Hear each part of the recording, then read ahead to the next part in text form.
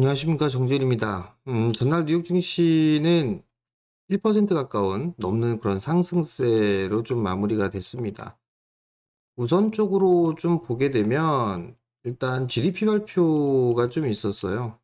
예상치를 좀 하회하는 그런 발표를 좀 했고요. 그리고 소비 지출 쪽도 감소를 해주는 그런 모습들을 좀 보였습니다. 그러면서 일단은 금리 인하에 대한 시기가 좀 빨라지는 게 아닌가, 뭐 이런 반응이 시장에 나왔다라고 좀 보면 될 것 같습니다.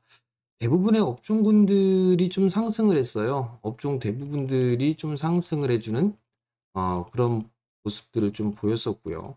거기에다가 특별하게 좀 보게 된다라면 에너지 쪽의 섹터들이 상승을 해주는 그런 모습들을 좀 보였습니다. 태양광 쪽의 섹터들이 강했었고요. 그리고 2차 전지 쪽도 나름 강한 그런 모습들을 좀 보였습니다. 그럼 아마 한국 시장에서도 연동되는 그런 모습들이 나오지 않을까 싶어요. 뿐만 아니라 마이크론 테크놀로지가 실적 발표를 좀 했었죠. 그러면서 이제 장중에 큰 폭으로 좀 상승을 하면서 마무리가 좀 됐습니다. 결국은 이 마이크론 테크놀로지 같은 경우 상승을 했기 때문에 한국 시장에서도 반도체 쪽에 있어서의 영향을 좀 받을 수가 있겠죠. 뭐 HBM 쪽이라든가 온디바이스 AI 뭐 이런 쪽에 있어서의 종목군들이 반등이 좀 나올 수 있는 그런 상황이다라고 좀 보시면 좋을 것 같아요.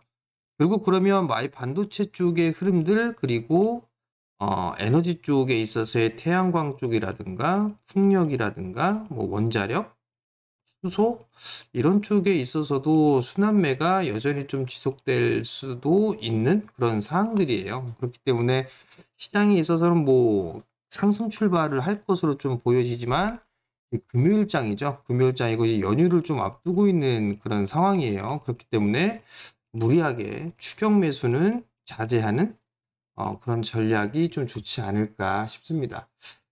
일단 눌림목 구간으로 저는 개인적으로 좀 보고 있는 그런 사항들이에요. 일단 지수가 좀 조정을 받을 수도 있다라고 좀 생각을 하고 있는데 1차적으로 타겟으로 좀 잡았었던 2600포인트대의 목표치가 왔어요. 그리고 난 이후에 어찌됐든 기관 쪽에 혹은 외국인 쪽에 있어서의 수급들이 조금씩 약화가 되고 있다라는 거. 일단 어제 같은 경우도 외국인 선물 매도가 좀 나왔었죠. 코스닥 쪽도 기관 쪽에 좀 매도가 나왔었고요. 거래소 쪽도 매수에 대한 강도가 조금 약해졌어요. 근데 여기다가 좀 고민을 해볼 수가 있는 부분들은 다음 주에는 배당락이 있죠. 배당락이 있는 그런 사항들이기 때문에 이 배당락에 대한 영향으로 지수에 있어서 이 조정을 좀 보이는 그런 모습들이 나오겠죠. 그러면 여기에 따라서 배당에 대한 그 부분들 때문에 지수가 변동이 좀 생길 수도 있을 거예요. 그럼 이 부분들이 시장에 어느 정도 영향을 좀 미치지 않을까. 그렇게 좀 보고 있습니다. 다행인 부분들은 양도세에 대한 부분들 이슈가 좀 마무리가 되면서 55로 좀 상향 조정됐죠. 그러면서 이 부분들이 유동성 쪽에 있어서의 개선, 요 부분들에서는 긍정적으로 좀 볼 수가 있을 것 같아요. 그렇기 때문에 큰 폭의 조정보다는 눌림목 정도를 좀 생각을 하고 있다라고 좀 보면 좋을 것 같아요. 우선 지수가 조정을 좀 받는 그런 모습들을 좀 보여주게 된다라면 뭐 요 정도 2550선 정도? 뭐 요 정도 조정을 좀 받게 되면 오히려 괜찮지 않을까 그렇게 좀 보여집니다. 뭐 요 정도 이 이하권역으로 좀 보게 되면 매수 포인트를 좀 잡아봐도 좋지 않을까 그렇게 좀 보여지고 최종적으로 일단 타겟팅을 좀 잡고 있는 그런 부분들은 추세적인 부분들을 구워보게 된다라면 이렇게 좀 볼 수가 있을 것 같거든요. 그러면 약간 2700선을 좀 살짝 상향되는 뭐 그런 자리대, 이 자리대가 목표치가 되지 않을까 저는 그렇게 좀 보고 있습니다. 그렇기 때문에 이 조정을 좀 받게 된다라면 매수 포인트를 좀 잡아도 좋다. 그러면 이 지수에 대한 조정 부분들이 배당락에 따른 지수에 대한 조정 요 부분들로 일단 매수 포인트를 좀 잡을 수도 있을 것 같아요. 그러면 매수를 좀 하는 그런 부분들에 있어서는 다음 주로 좀 넘어가 보는 게 좀 어떨까 그런 점을 좀 말씀을 좀 드려보고 싶습니다. 일단 시장의 흐름들로 놓고 봤을 때 좀 보게 되면 조정은 계속적으로 나오는 그런 부분들보다 눌림목 구간으로 좀 생각을 하고 있다라고 좀 말씀을 드렸을 거예요. 그렇기 때문에 단기적인 그런 흐름들로 보게 된다라면 종목에 있어서의 순환은 계속될 수밖에는 없어 보입니다. 뭐 크게 하락할 이슈도 없는 그런 상황들이기 때문에 일단 그러면 순환매가 좀 나와줄 가능성이 좀 높은데 오늘도 여전히 에너지 쪽에 있어서의 종목군들이 괜찮지 않을까 싶어요. 뭐 태양광, 풍력, 뭐 원자력 요런 쪽의 수소 뭐 요런 쪽의 친환경 쪽의 흐름들 좀 괜찮지 않을까라고 좀 보여지고요. 그리고 또 한 부분들은 어제 2차 전지 쪽이 좀 밀렸죠. 조정을 좀 깊숙이 받는다라면 이건 매수입니다. 매수로 좀 봐도 좋지 않을까라고 좀 보여지고요. 그리고 반도체 쪽 같은 경우는 마이크론 테크놀로지가 상승으로 큰 폭에 좀 상승을 했단 말이에요. 그럼 이거는 시초가에 좀 영향을 좀 받을 수가 있을 거예요. 그럼 이제 많이 올라갔던 종목군들 같은 경우 조금 소외를 좀 받을 수가 있겠죠. 차익 매물이 좀 나와줄 수가 있으니까 여기에서 좀 보게 된다면 오르지 못했던 종목군들 뭐 소재 쪽이라든가 뭐 다른 올라가지 못했던 장비 쪽 이런 쪽의 흐름들이 좀 낫지 않을까. 그리고 개인적으로 생각했을 때 온디바이스 AI 뭐 이쪽이 그나마 관련 종목군들이 그나마 좀 괜찮지 않을까 싶습니다. 이만큼 이슈적인 그런 부분들은 많이 있어요. 많이 있기 때문에 종목별로 흐름들이 나올 수가 있다라는 부분들 좀 기억을 하면 좋을 것 같고 오늘 또 한 부분들은 DS반석이라는 기업이 좀 상장을 하죠. 그러면 그 기업에 따라서 단기적으로 DS 단석이죠. 단석.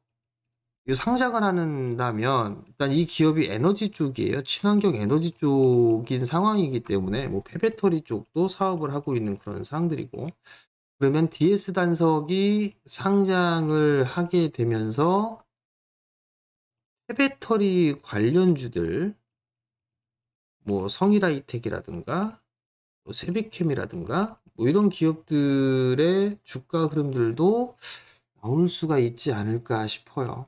일단 DS 단석에 있어서의 흐름들이 좀 나오면서 성일하이텍 같은 경우 눌림목 구간으로 좀 볼 수도 있을 거예요. 그렇기 때문에 요거 뭐 이런 식으로 좀 눌러주게 된다라면 충분히 매수를 해봐도 순환매적으로 봤을 때 매수를 해봐도 좀 되지 않을까 그렇게 좀 보여지고요. 뭐 세비캠이라든가 이런 쪽도 마찬가지가 아닌가 싶습니다.